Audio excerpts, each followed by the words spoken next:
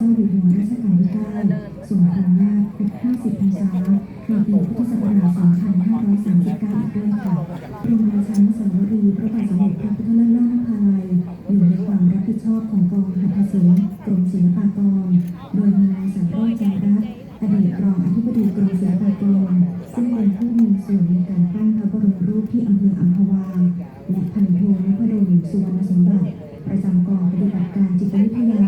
สำนักงานสารนิเทศกองบัญชาการทหารสูงสุดเป็นปฏิมากรรับผิดชอบการปั้นพระบรมรูปค่ะและพร้อมทั้งเรืออากาศเอกอาวุธเนนชูกลิ่นอดีตอธิบดีกรมศิลปากรเป็นผู้ออกแบบแท่นฐานพระบรมราชานุสาวรีย์ในครั้งแรกได้ออกแบบให้มีพุ่มประดับเป็นเครื่องสักการะดังที่สมเด็จพระเจ้าบรมวงศ์เธอเจ้าฟ้ากรมพระยานริศรานวโว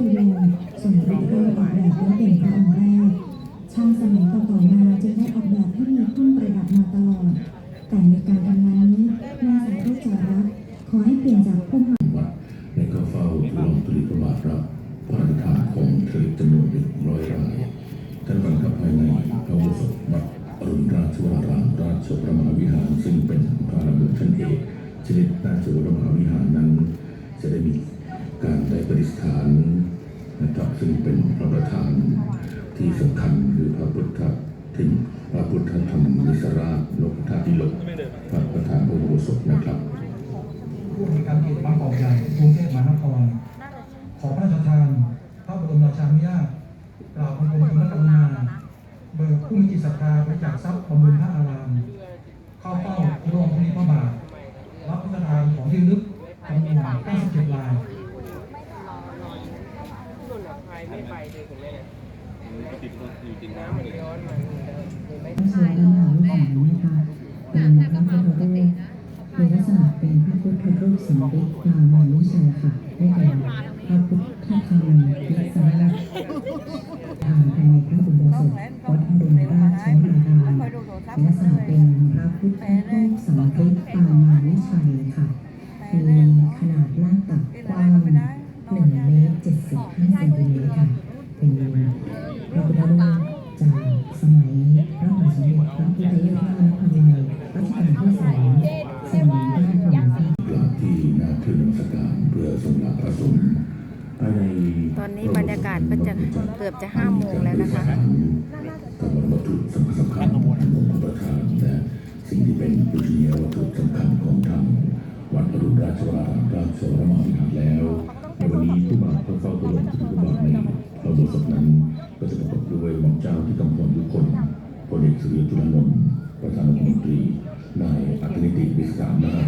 ประธานจอมรุ่งสวัสดิ์นะครับและผู้นำเฝ้าในพระอุโบสถด้านนอกอีก100 กว่าท่านนะครับเพื่อการที่หน้าขึ้นนมัสการและทรงลาพระสงฆ์ในลำดับต่อไปนะครับการตั้งแต่งภายในพระอุโบสถนั้นก็ได้มีการตั้งวันนี้น้ำนิ่งดีมากเลยและทรงพระเกียรติในวันนี้นะครับ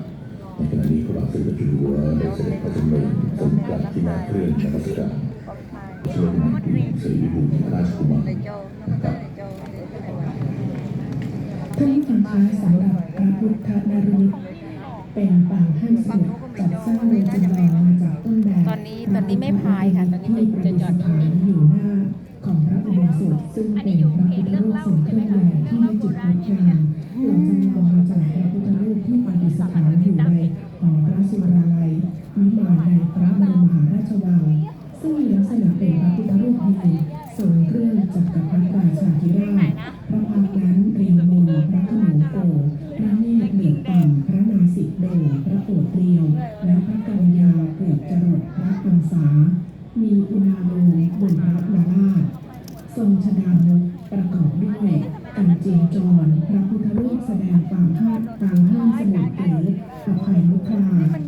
โดยพระหัตถ์ทั้งสองข้างนั้นยกขึ้นเสมอพระอุระตั้งฝ่าพระหัตถ์ยื่นออกไปข้างหน้านิ้วพระหัตถ์เรียงยาวเสมอกันทั้ง4 นิ้วองค์พระพุทธรูปมีชายอุตราโสช้อนทับพาดเหนือพระอังสาซ้ายปลายจรดพระนาภีเครื่องแต่งองค์ประกอบด้วยกรองสอ สังวาลเฉลียงพระอังสาทั้งสองข้างประดับด้วยพระส่วนรูปสี่เหลี่ยมบริเวณกึ่งกลางพระอุระทรงพังรัตทองโกนแหวนรอบของวัดเหล่าเกือบต่ำท่อนพระกรพระธรรมรงค์ทุกนิ้วพระหัตถ์รวมทั้งอุปภาระห้อยที่ข้อพระหัตถ์ทั้งสองทรงสายรับพระองค์ซึ่งมีปั้นหนิงรูปดอกไม้ด้านล่างของปั้นหนิงนั้นมีสุวรรณกระถองห้อยย้อยอยู่เบื้องหน้าของอัตราวัสกที่มีพระหน้านางจีรบาทมีชายไหวชายแกรงเป็นลายกระดกใบเทศซ้อนกันสามชั้นประดับทรงทองพระบาทและฉลองพระบาทเชิญหน่อย เดี๋ยวถ่ายให้คนละเรือถ่ายให้คนละลำเลยเดี๋ยวให้คนละลำเลย ได้แล้วได้แล้วเว้ยอ่ะดู พระบาทสมเด็จพระเจ้าอยู่หัว มาถ่ายมาเลย ถ่ายเลยใช่ไหมมา จับให้ได้เลย สงกรานต์ ลิงแดงใช่ไหมลิงแดงจัดมาให้ และส่งจุดทูปเทียนเชิญน้องถวายพระราชทานและสงกรานต์ ภูมิใจ เริ่มเถิดเจ้าฟ้าเจ้าบริณาราชกัญญาทรงนำขึ้นดอกไม้และส่งจุดทูปเทียนเชิญน้องถวายพระราชทานสมเด็จพระเจ้าลูกดัดเถิดเจ้าฟ้าที่บังคมพระศรีโชติมหาวชิรวัฒนมังคุลสิริวิบูลย์ราชกุมารทรงวางขึ้นดอกไม้และส่งจุดทูปเทียนเพื่อถวายถวายพระราชทานและได้สงกรานต์ขณะนี้พระบาทสมเด็จพระเจ้าอยู่หัวและสมเด็จพระนางเจ้าพระบรมราชินีเสด็จพระชนม์พระบาทที่บริเวณด้านหน้าวัดพระราชวรารามซึ่งทั้งบริเวณนั้นพี่น้องประชาชนต่างส่งเสียงนะครับตะโกนส่งเสียงทรงพระเจริญดังที่ก้องทั่วบริเวณพื้นที่ของด้านหน้าวัดพระราชวรารามครับ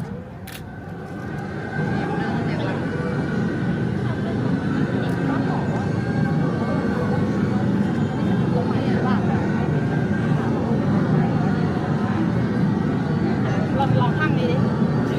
อ่ะลองข้างนี้ดูอัน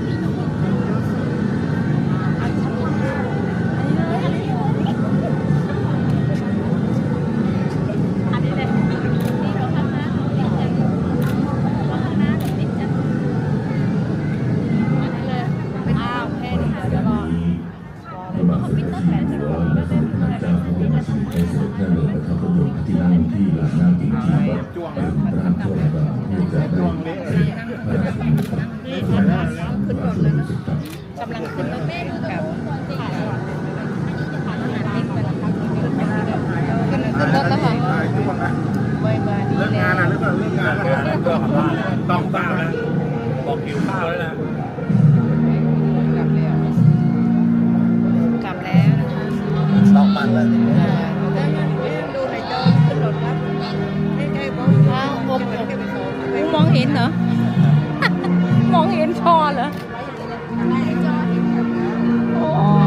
ใช่แล้วครับดูในจอฝั่งนู้นนั่นนะจอใหญ่มาก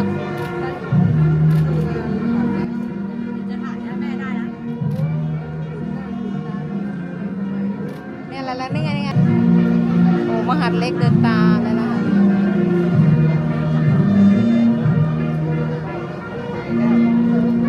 เดี๋ยวมันขึ้นดีแล้ว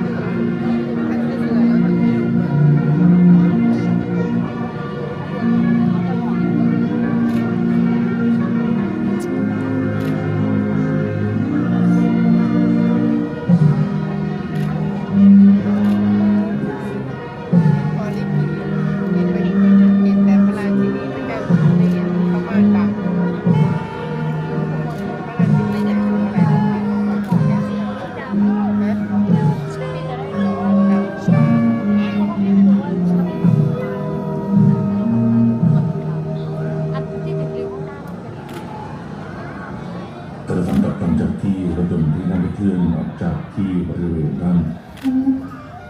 แม่น้ำของหน้าท่าวัดพระราชวรารามราชโสรมหาวิหารแล้วนะครับเพื่อจะได้เสด็จพระราชดำเนินกลับต่อไปจะถวายความเคารพเป็นบริยาเอกเป็นสรรเสริญพระบารมีสมเสด็จภายในแม่น้ำเจ้าพระยาที่เรือที่นั่งทุกลำต่างได้มีการจัดเรือพระที่นั่งเพื่อจะได้ส่งเสด็จนะครับ เสียดายเสามาถ่ายกี่รอบก็ตีเสานะคะ เมื่อกี้ได้ยินเสียงใครบอกว่าเดี๋ยวทำเรื่องถึงผบ.ทรเราขอให้หน่อย ฝั่งนู้นสวยงามมากอะนะแต่เรา ฝั่งนี้เขาจะได้วิวไม่สวยคือเขาไม่มีอะไรบางจริงแต่การทางนี้ไม่มีอะไร เลยไม่ติดอะไรเลยไอเราติดเจ้าด้วยติดอันนั้นด้วยเขาได้เยอะ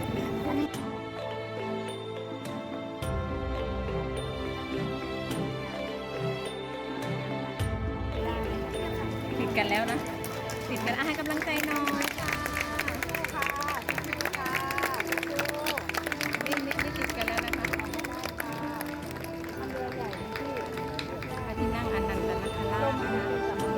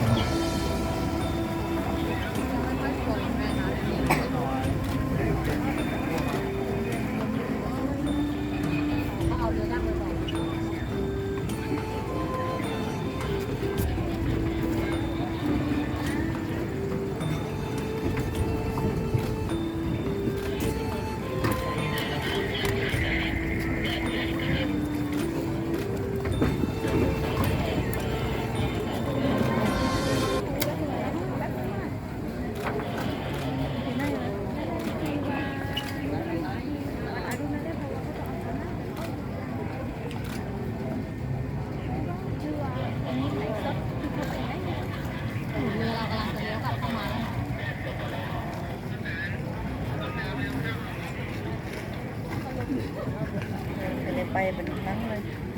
แม่เลยเรากำลังเข้ามา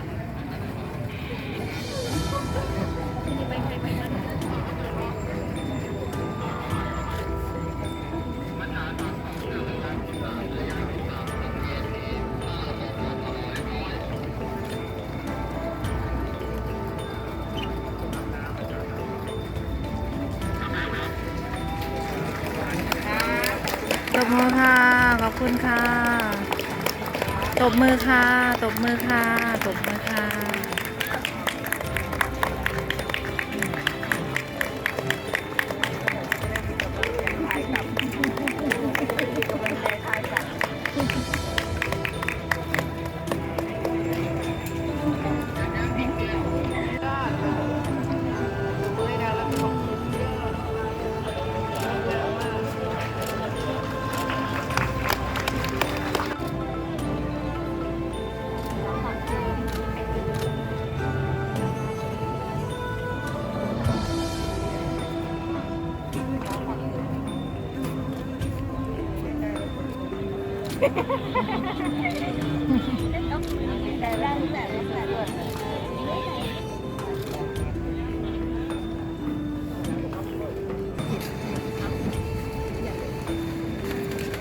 ตบมือค่ะ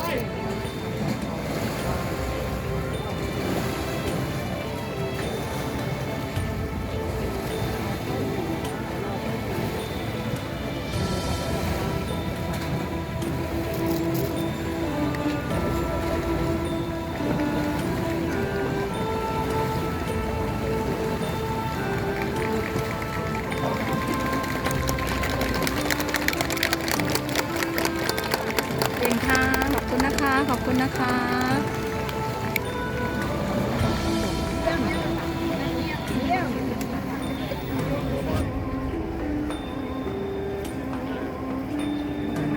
เรือสุพรรณหงส์กำลังเข้าอู่นะคะกำลังเก็บ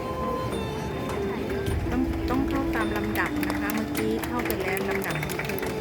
คือเรือที่นั่งอนันตนาคราชลำที่สองก็คือเรือสุพรรณหงส์นะคะที่กำลังเข้าอยู่นี้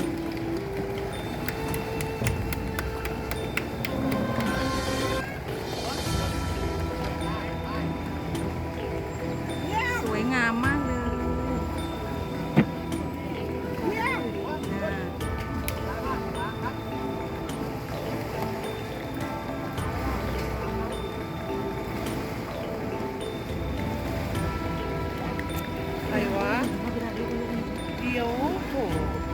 ได้เหมือนกัน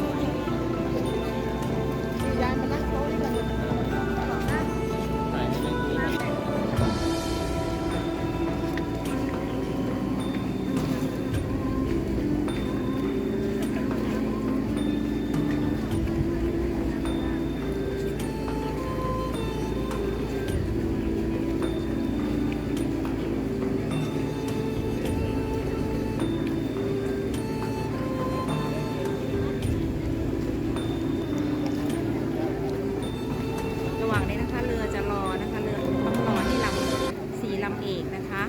เข้าก่อน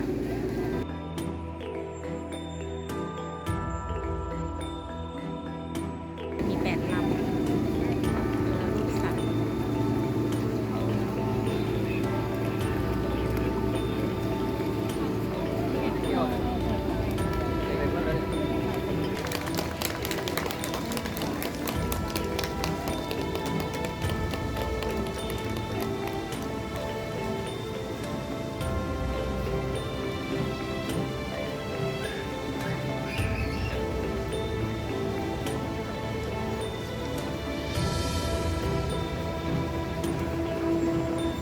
เดินเรือพระที่นั่ง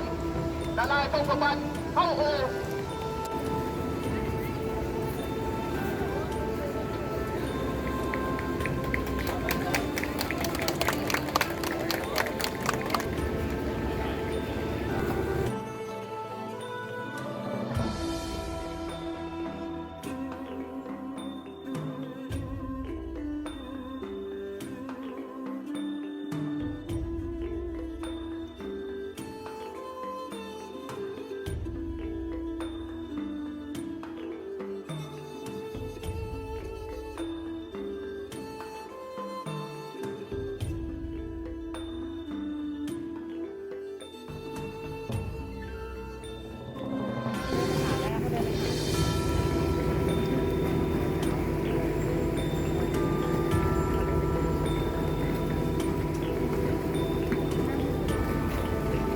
บรรยากาศ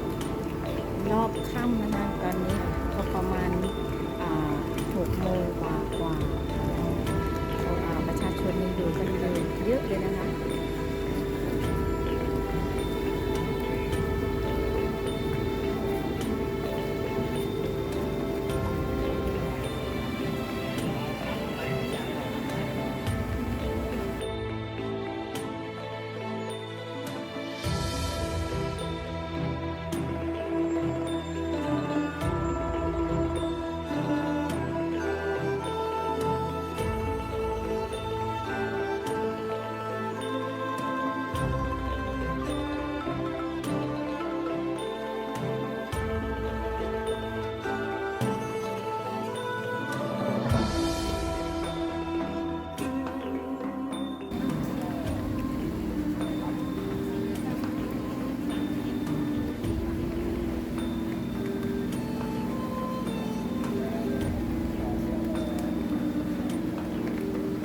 เดินเรือพระที่นั่ง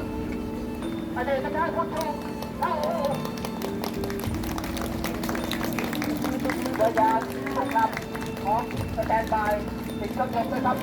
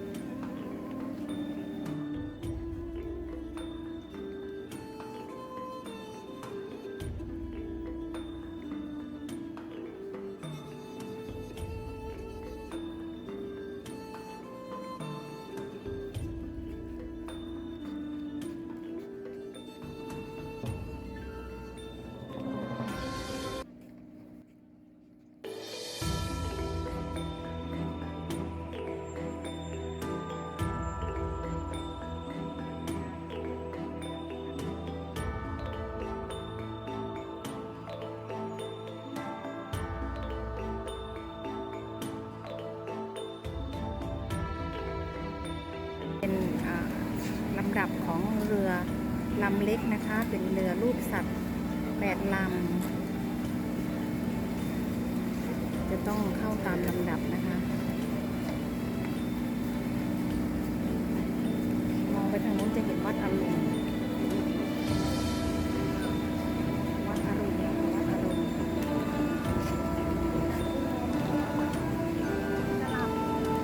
น้ำเริ่มแรงแล้วนะน้ำเริ่มมาแล้วนะคะเพราะว่าเมื่อกี้ยังน้ำนิ่งอยู่เลย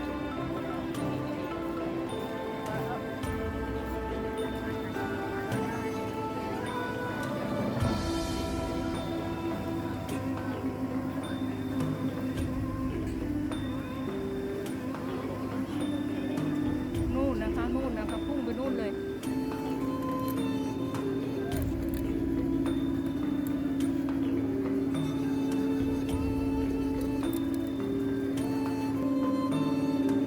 อันนั้นลากไปนะคะอันนู้นลำเล็กนี่จะลากไปนะคะเพราะว่าเข้าไปที่สะพานสังแสนนะคะก็จะลากใช้ผูกเชือกลากไปนะคะ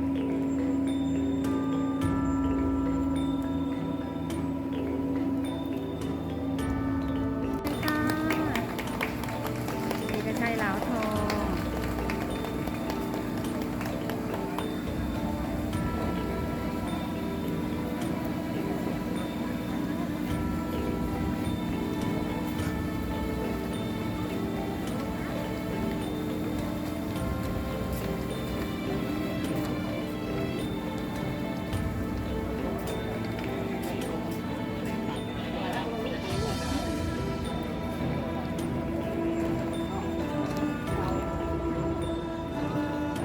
เหลาทองนะคะ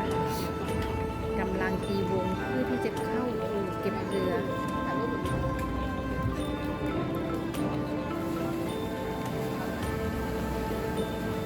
ตีวงกว้างอยู่ขนาดนี้ก็ไม่น่าจะมีปัญหานะคะเพราะว่าวันนี้น้ำก็สบายๆเลย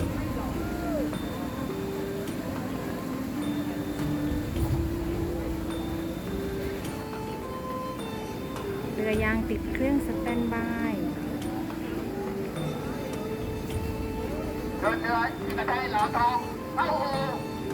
ตบมือนะคะตบมือสีทองสวยจริงๆเลยโอ้โหกระทบน้ำเป็นสีทองเลยนะคะสมชื่อจริงๆเลยเอกชัยเหลาทองนะคะ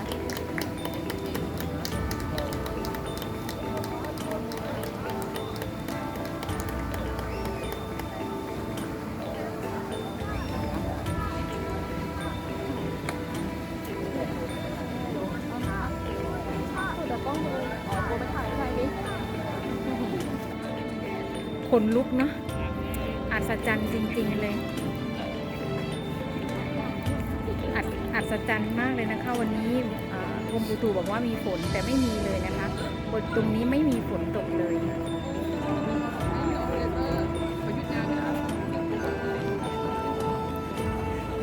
มาแล้วนะคะลำนี้เปล่าคะ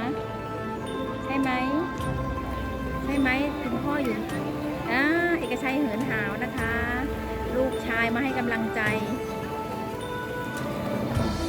คุณพ่อ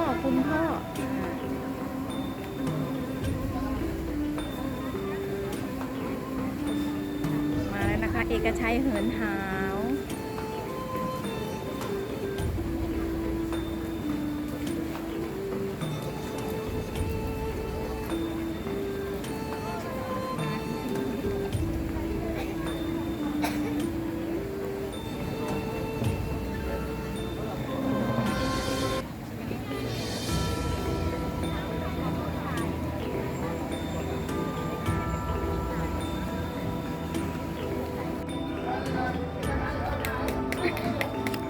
ตบมือค่ะตบมือ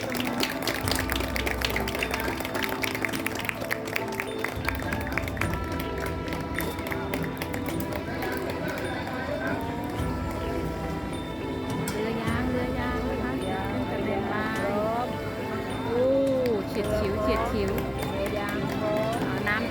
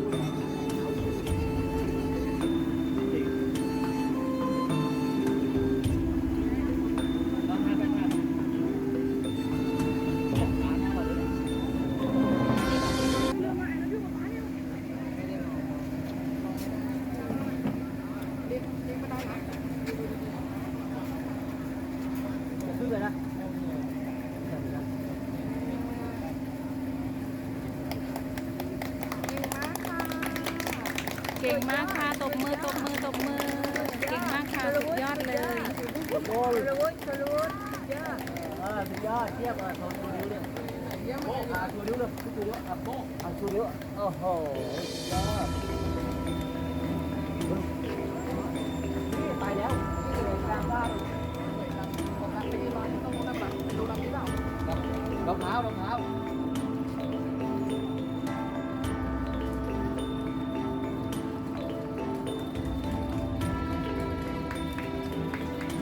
เรือยางต้อง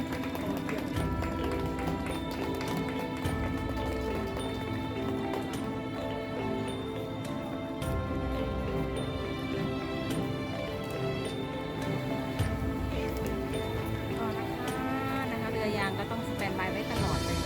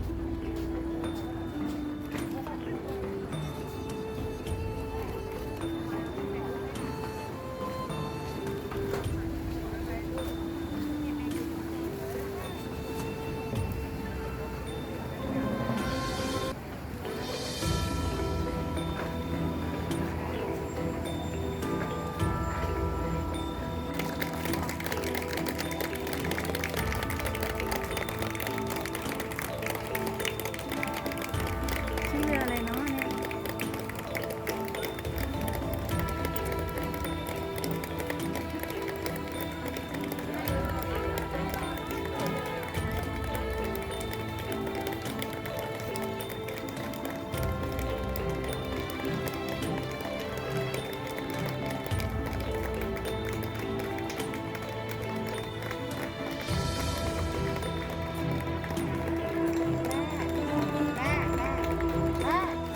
ขอขอบคุณพี่ FC ทุกท่านที่รับชมคลิปนี้อาจจะยาวมาก เพราะว่า